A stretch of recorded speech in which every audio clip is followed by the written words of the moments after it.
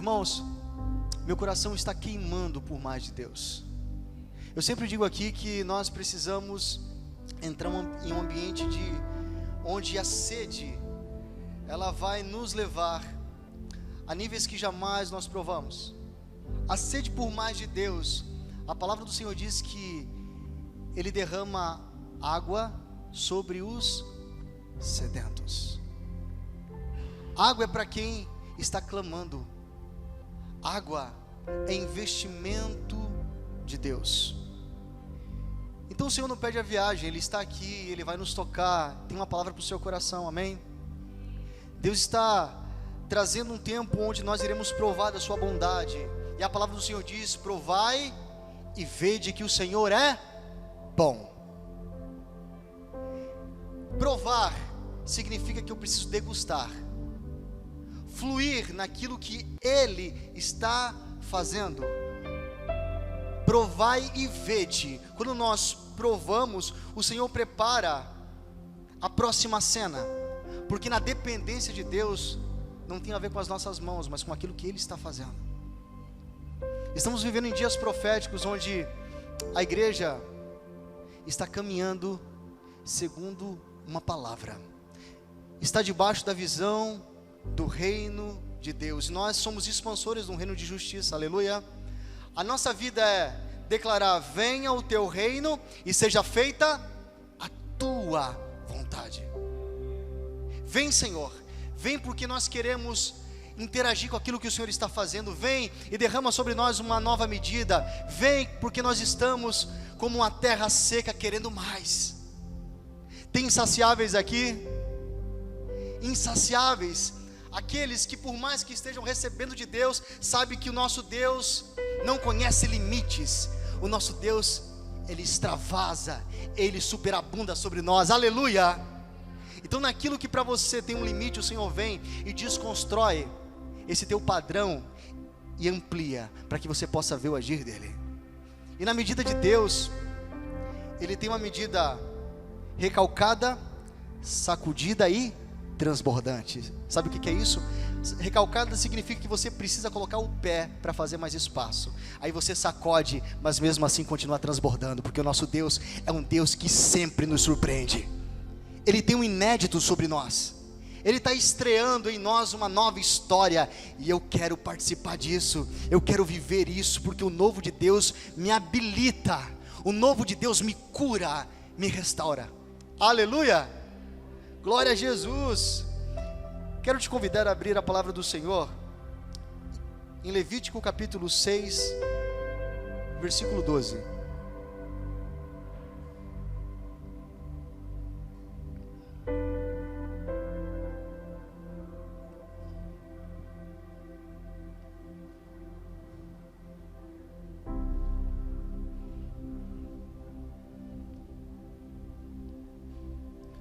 Levítico, o capítulo 6, nós iremos ler o versículo 12 e 13.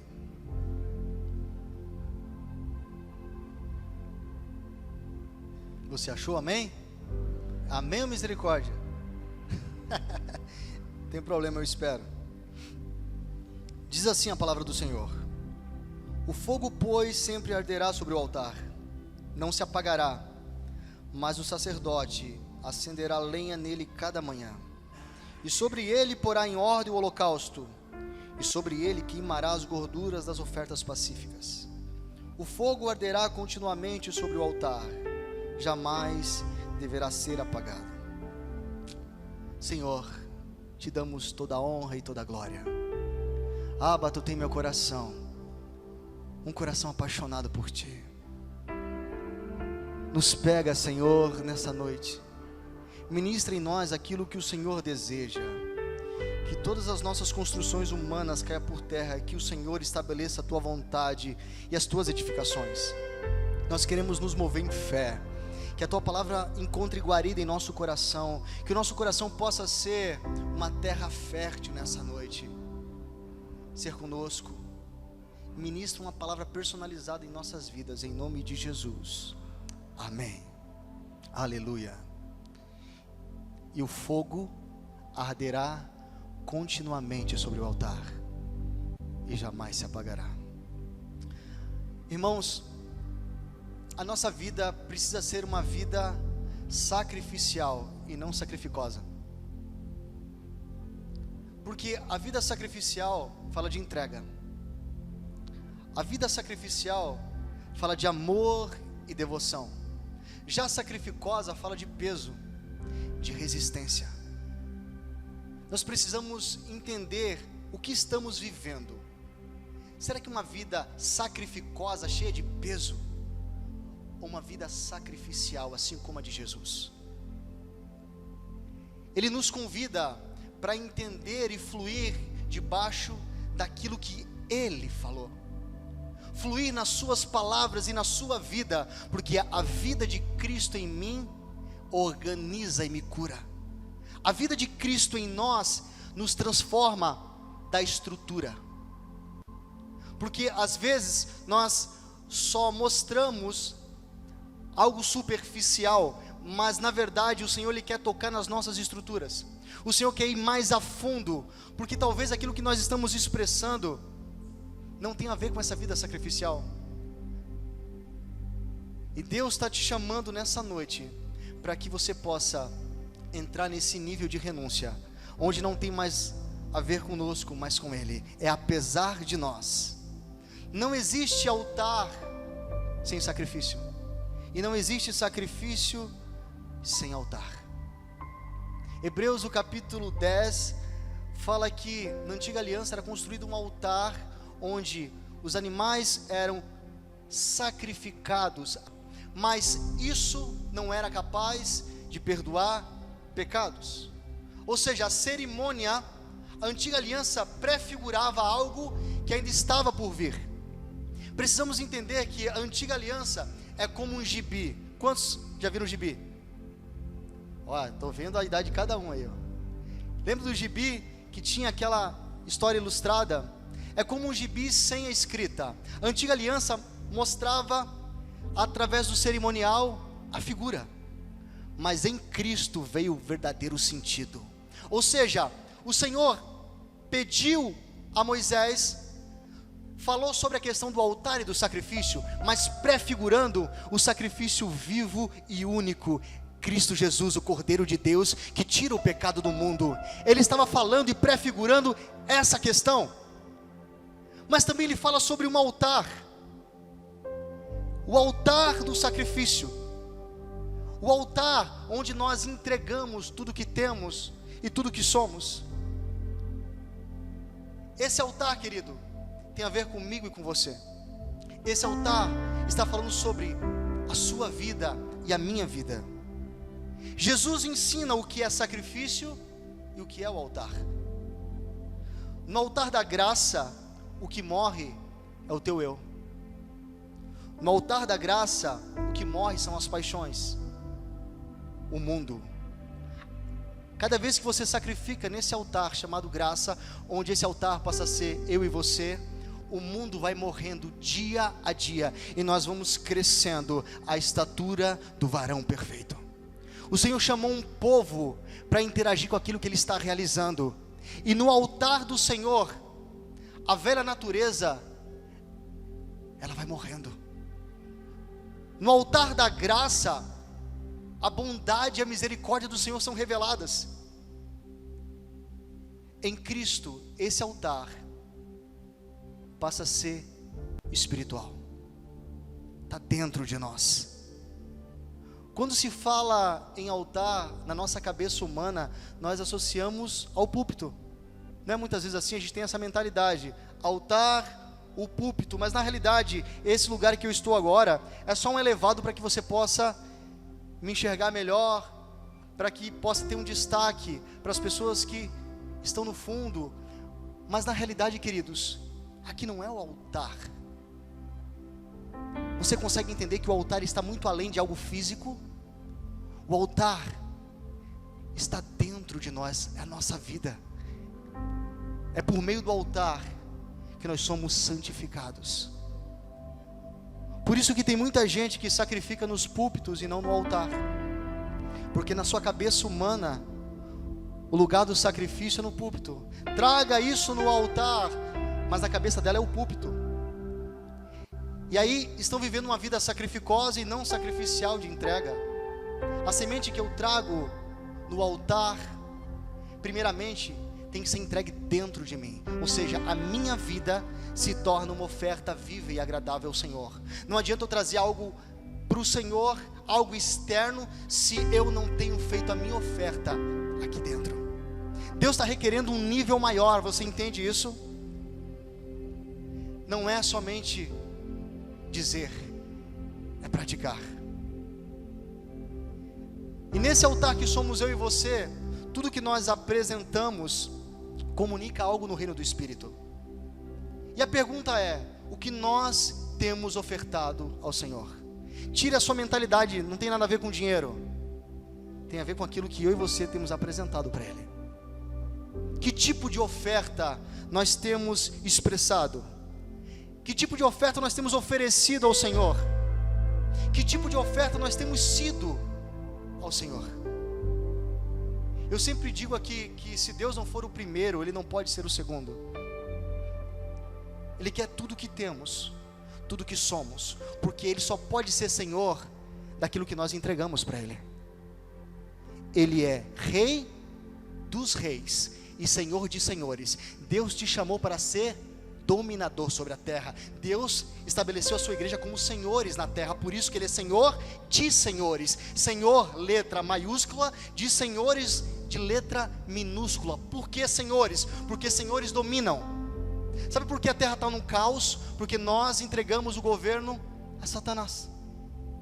É o tempo onde Deus está estabelecendo sobre nós uma visão nova e uma visão espiritual, onde a terra está clamando pela manifestação dos filhos de Deus. Entende que há um clamor dizendo, cadê os filhos de Deus? Para que nós possamos, como senhores, como dominadores e governantes daquilo que o Senhor nos entregou, nós somos mordomos fiéis, aleluia. Nós cuidamos daquilo que não é nosso, mas precisamos tomar posse daquilo que foi perdido. Nós temos uma unção de conquista e vamos entrando em ambientes e conquistando para o Senhor. Isso é expandir o reino de justiça, é tomar as cidades abandonadas, é mandar embora os poceiros. Precisamos entender, queridos, que oferta é aquilo que eu e você trazemos, mas o fogo é Deus quem dá. Você entende isso? O problema é que nós estamos querendo produzir fogo. E quando nós queremos produzir algo que nós não somos chamados para fazer, entramos nos movimentos. E uma coisa é movimento, outra coisa é mover. O que nós estamos gerando? Movimentos têm prazo de validade. Movimentos começam na terra e no coração do homem. Por isso que nós começamos a olhar e ver coisas começando e logo parando, porque nasceu no coração do homem. E esses movimentos têm um tempo e deixam de acontecer. Mas o mover não nasce na terra, vem do céu para a terra. A origem é no céu. E o mover de Deus, ele é cíclico e contínuo. Sempre ele está renovando. É a forma de Deus renovar o seu povo. É através do seu mover, através da sua obra, do seu poder. O nome disso é avivamento. Avivamento não é um movimento da terra para o céu, mas do céu para a terra. Isso é avivamento. É como Joel capítulo 2, versículo 28 diz que nos últimos dias derramarei do meu espírito sobre toda. Vossos filhos e vossas filhas profetizarão, os jovens terão visões e os velhos sonharão. Está falando sobre 3 manifestações em 3 gerações. Os filhos profetizando, os jovens que têm força, tendo visões para realizar, e os velhos voltando a sonhar. Isso é mover. Aquilo que começou lá em Atos, o capítulo 2, vem crescendo como uma tsunami, como uma grande onda. Isso é avivamento, é contínuo e cíclico. E existe um tempo onde Deus preparou, onde Ele está adubando a terra, mexendo na terra, e esse tempo é hoje, onde o maior avivamento de todos os tempos está prestes a acontecer. Você crê nisso em nome de Jesus? Em nome de Jesus. Deus não reconhece um fogo fora do altar. Fogo estranho atrai juízo, como Nadab e Abiú, lembram? Nadab e Abiú eram filhos de Arão, e eles eram sacerdotes, ministravam diante do Senhor, mas eles decidiram acender o incensário com o fogo produzido por eles mesmos, e trouxeram para dentro da casa do Senhor. E quando eles fizeram isso, na mesma hora o fogo de Deus os consumiu, porque Deus não reconhece nada que foi produzido por homem. No momento que o tabernáculo foi inaugurado, o fogo veio do céu, e a palavra é: e o fogo não se apagará. Esse fogo deveria estar continuamente sobre o altar, e tudo que fosse abastecido na casa do Senhor deveria ser com esse fogo santo. E às vezes a gente também quer fazer movimentos e trazer fogo estranho, mas esses fogos estranhos, eles têm prazo de validade, têm derrubado pessoas, porque aquilo que começa em nós, somos nós que temos que manter. Mas Deus, agora Ele está trazendo um tempo de purificação, onde o fogo arderá sobre o altar, e esse fogo teve origem no céu. Nós somos ministros de uma nova aliança. Não queira produzir fogo, construa um altar. Eu vou repetir: nós somos ministros de uma nova aliança. Aleluia. Você ministra diante do Senhor. Cada um de nós recebemos o ministério da reconciliação. Aquilo que você fala se torna uma estrutura de fé. Aquilo que você declara muda a vida de pessoas, porque não é você que está dizendo, é o Senhor através de você. Isso é sacerdócio, é você representar o reino de Deus. Então nós não produzimos fogo, movimentos humanos, estratégias humanas não trazem crescimento, trazem inchamento. O que nós estamos vivendo, inchamento ou crescimento? Porque todo crescimento, ele é bem firmado, ele é bem estruturado, onde o fundamento é Cristo. Eu não reconheço nada que cresce fora de Jesus. Ele é a essência de tudo, Ele é o início de todas as coisas, Ele é o alfa, Ele é o ômega, Ele é o princípio, Ele é o fim, porque dEle, por Ele, para Ele são todas as coisas. Aleluia. Então não queira produzir fogo, construa um altar. Essa é a nossa missão, é levantar um altar para o Senhor, para que Ele possa responder com fogo, para que possamos atrair o fogo de Deus. É necessário que tudo esteja da forma que Ele quer. Deus tem uma forma certa. Não dá para a gente querer improvisar no meio do caminho. Não dá para querer mudar as regras no meio do caminho. Tem que ser do jeito dEle. E quando Ele instrui o seu povo, é para que nós possamos entrar em uma terra debaixo de um governo, debaixo de uma identidade, porque os filhos representam o coração de um pai. Tem filhos de Deus aqui? Aleluia. Então você, filho de Deus, você representa o pai. Quando você fala, é o pai que está falando em você. Quando você ministra a alguém, sabe que o pai está te tocando e abrindo a sua boca, e sendo as palavras, porque toda palavra que sai da sua boca, a palavra que o Senhor ministrou sobre você, ela produz, e a semente, ela vai germinar, e vai produzir uma colheita de 30, 60 e 100 por um. A palavra do Senhor, ela tem ação de nos cortar, de nos edificar, de nos exortar. Sabe como ela corta? Ela vai na divisão de juntas e medulas, alma e espírito, e é apta a discernir as intenções do coração. Se a tua intenção estiver deturpada, a palavra vai trazer a revelação daquilo que realmente está dentro de você, porque ela é apta a discernir as intenções do seu coração. 1 Reis, o capítulo 18, versículo 30, fala do sacrifício de Elias no Carmelo. Você se lembra? Elias reúne toda a casa de Israel. Ali também tem 450 profetas de Baal e 400 profetas de Aserá. E ele faz uma proposta. Pega 2 novilhos, um entrega aos profetas de Baal e outro fica com ele. E ele diz: aquele que responder com fogo, esse é Deus. Então começou. Os profetas de Baal organizaram o sistema deles. Parecia índio, em volta do sacrifício, em volta do altar. E foi meio-dia e nada. E aí Elias já começa a dar uma riada. Ei, fala mais alto, grita, que pode ser que esse teu Deus esteja dormindo. Pode ser que ele esteja preocupado com outras coisas, não esteja te atendendo. Vai, fala mais, grita mais. E aí começa a tarde, e eles começam a apelar, se chicotear, tirar sangue do próprio corpo, e nada acontece. Mas chega no momento do sacrifício de Elias, onde estava toda a casa de Israel. O nome disso é testemunho. Deus levanta pessoas para organizar o que está fora de tempo e de propósito. Elias agora está trazendo testemunho da vontade de Deus para aquela nação. E no sacrifício, a primeira coisa que Elias faz é reconstruir o altar que havia sido derrubado. Diga comigo: eu preciso. Vocês comeram hoje? Eu preciso reconstruir o altar. Aleluia. Amados, a primeira coisa que Elias faz é reconstruir o altar que havia sido derrubado.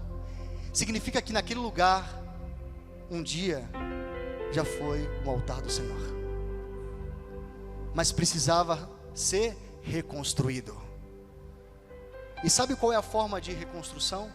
A forma de como Deus requer de nós. Elias levanta o altar com 12 pedras, simbolizando as tribos de Israel. Eu quero dizer para você, pega isso no teu espírito. Deus está requerendo de nós uma reconstrução no altar. Sim, queridos. Quando nós entendermos que algumas coisas pararam de fluir em nossas vidas e só está funcionando, nós iremos olhar e vamos ver a origem. O altar não está mais no mesmo lugar.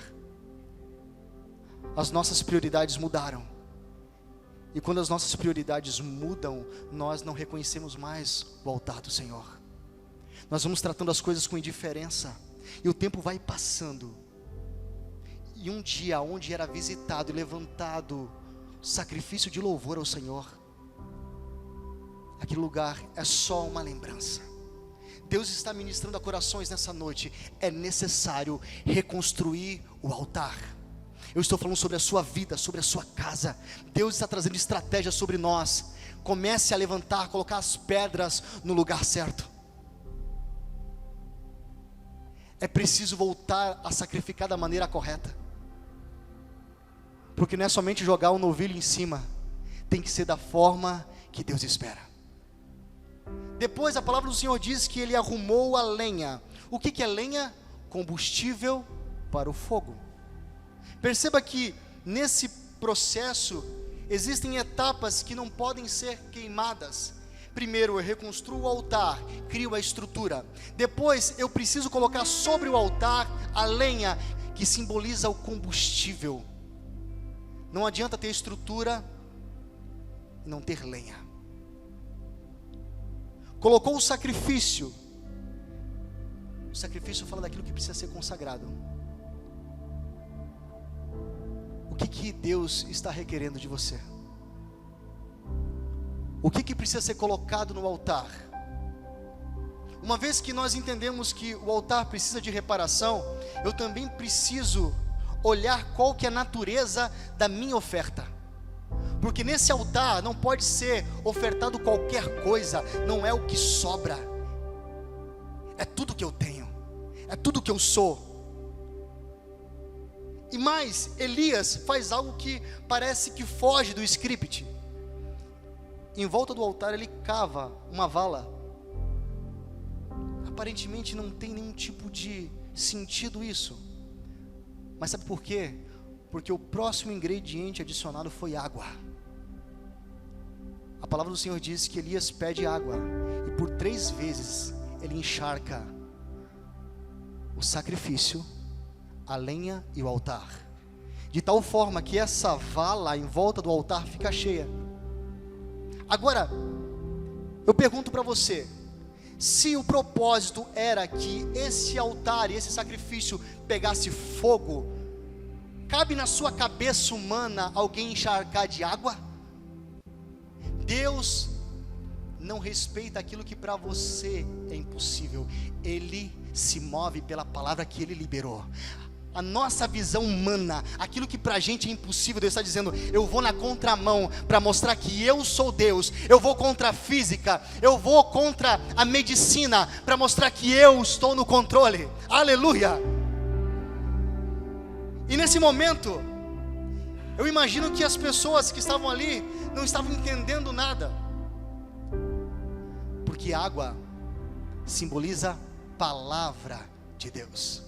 Eu vejo alguns ingredientes necessários no altar: uma estrutura, combustível, lenha, água, palavra de Deus. O altar que é reconhecido por Deus é o altar que está encharcado da palavra. Porque um altar que carrega a palavra do Senhor, que se move na palavra do Senhor, tem resposta com fogo. Aleluia! Tem resposta, porque o Senhor reconhece onde está a sua palavra. O fogo de Deus não reconhece limites humanos, ele só reconhece a sua palavra. E quando Elias clamou, a palavra do Senhor diz que o fogo desceu e tudo foi consumido. 1 Reis, no capítulo 18, versículo 38, diz assim: então caiu o fogo do Senhor e consumiu o holocausto, a lenha, as pedras e o pó, e ainda lambeu a água que estava na vala. Não ficou nada, nem pó. Você entende? Quando o altar está organizado, quando está da forma do Senhor, então a resposta dele é com fogo. Ele libera sobre nós esse fogo que consome tudo, não fica nada fora. Deus está liberando fogo sobre a sua igreja. Deus está liberando fogo sobre os seus filhos, e nada ficará para trás. Tudo será tocado por esse fogo. Mateus, no capítulo 13, versículo 11, fala do momento que João Batista diz: na verdade, eu vos batizo em água na base do arrependimento, mas aquele que vem após mim é mais poderoso do que eu, quem não sou digno de levar-lhes as suas alparcas. Ele vos batizará no Espírito Santo e com fogo. Olha que coisa tremenda. João Batista está dizendo: eu estou aqui para preparar o caminho, para anunciar o Messias, o Cristo ungido. Quando ele vier, aquele que virá após mim, ele vos batizará com o Espírito Santo e com fogo. Então eu vejo alguns batismos na igreja. Batismo com água significa identidade, é você morrendo para o mundo e nascendo para Cristo. Batismo com o Espírito Santo, revestimento de poder, unção, você flui no poder de Deus. É uma medida que jamais aquele que é natural vai provar, porque Deus está revestindo pessoas. Irmãos, se você não é batizado ainda com o Espírito Santo, busque isso, revestimento de Deus, uma habilitação para fluir no Senhor. Agora tem também um batismo chamado batismo com fogo. Esse é um batismo de purificação. Apesar de a palavra do Senhor falar sobre fogo na questão de juízo também, mas a palavra do Senhor também diz que aqueles que creem em Jesus não entrarão em juízo, porque já passaram da morte para a vida. Então o que sobra para nós é que batismo? O batismo do fogo na purificação, o batismo da purificação, aleluia, onde tudo aquilo que precisa ser queimado, tudo aquilo que é excesso, o fogo vai consumir. É como ouro. Quando você coloca o ouro no fogo, queridos, a impureza vai indo embora. O ouro, quando entra em contato com altas temperaturas, o ouro se torna mais puro. É isso que Deus está fazendo comigo e com você, queridos. Sabe, a prova da vossa fé produz ainda mais perseverança. Isso que está acontecendo é Deus esquentando a chapa, para te tornar completo e maduro. Deus está nos levando nesse nível de limpeza, um batismo com fogo, onde nós seremos purificados, onde aquilo que te atrapalhava, aquilo que te roubava de Deus, não te rouba mais, porque você queima, você se transformou em uma brasa, em uma tocha acesa, aleluia, glória a Jesus.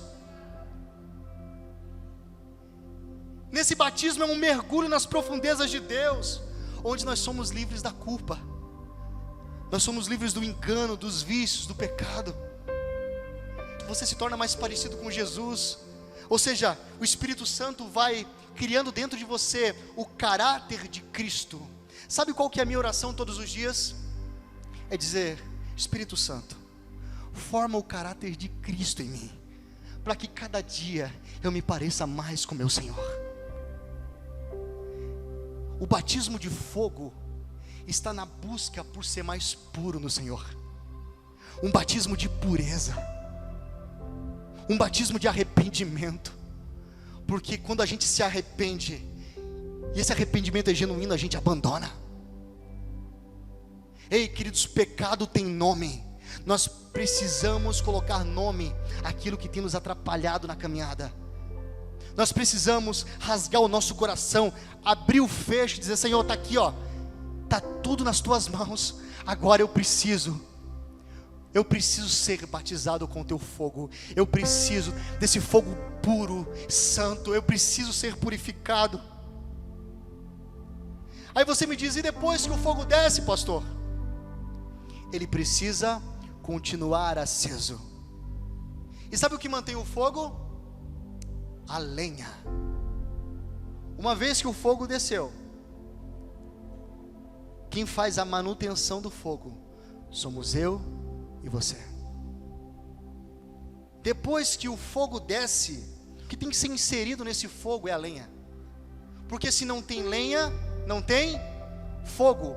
E a palavra do Senhor diz que também existe a possibilidade desse fogo se apagar.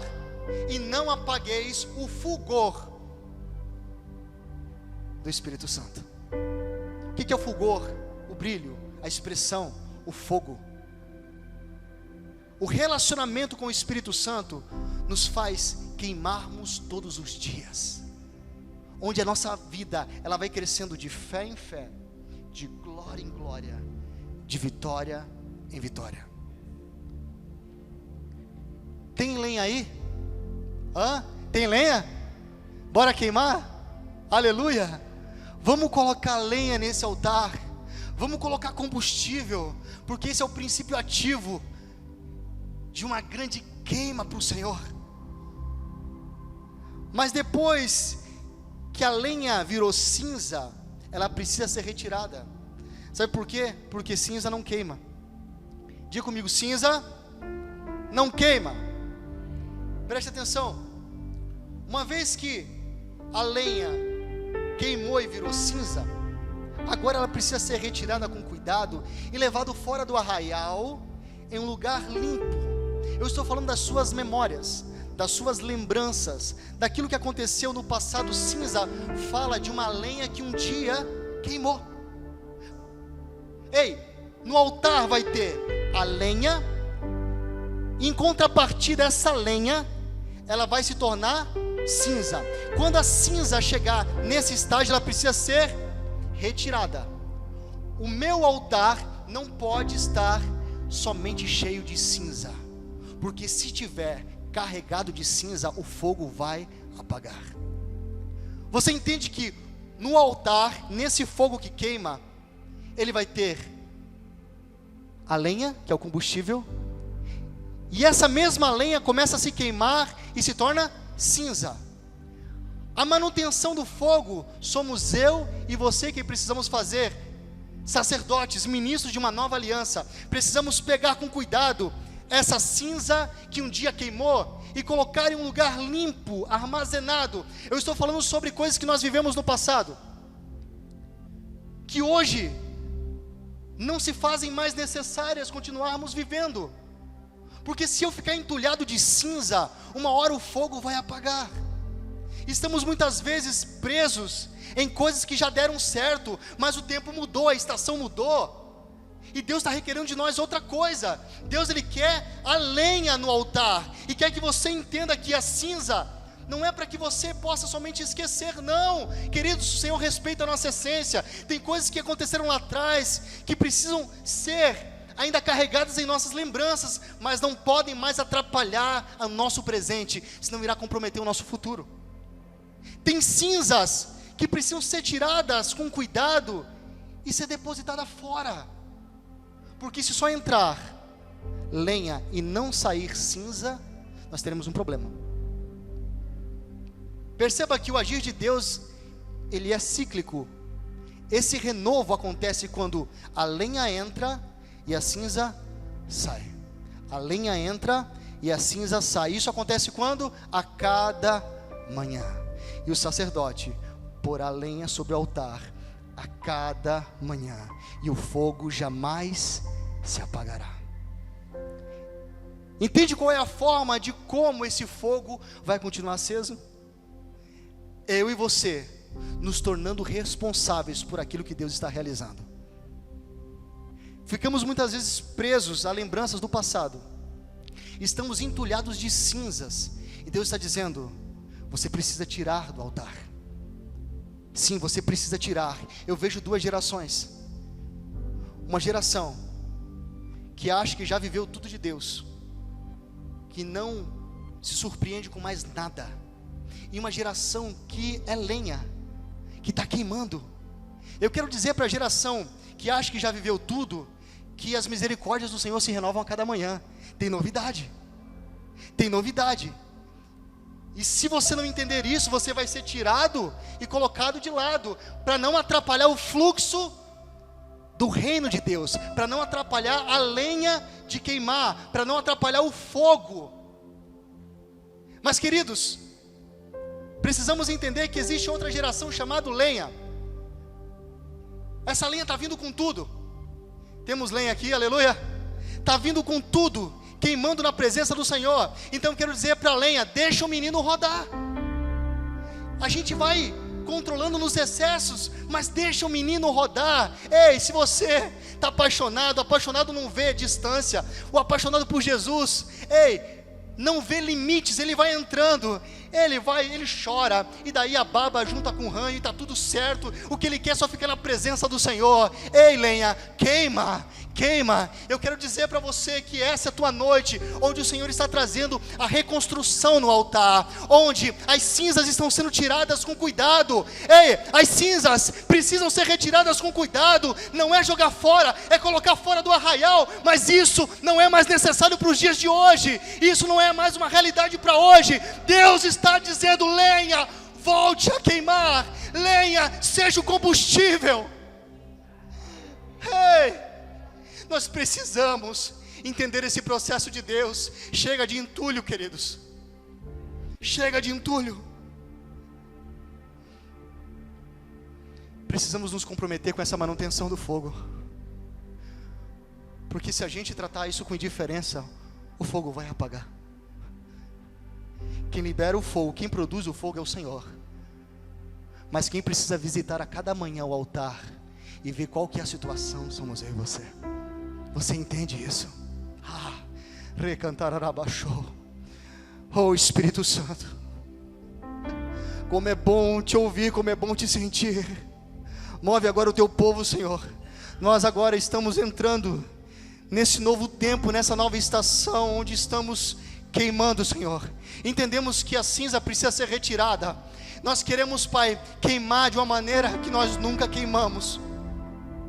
Nós queremos, Pai, entender a Tua palavra e os Seus desígnios, Pai. Nós queremos a revelação da Tua vontade dentro de nós. Pega-nos nessa noite. Eu quero que você se coloque de pé e ore comigo, queridos. Existe uma unção nova sendo liberada nesse lugar. Se você crê nisso, começa a orar. Tem fogo de Deus sobre você. Tem um batismo de fogo, um batismo de purificação.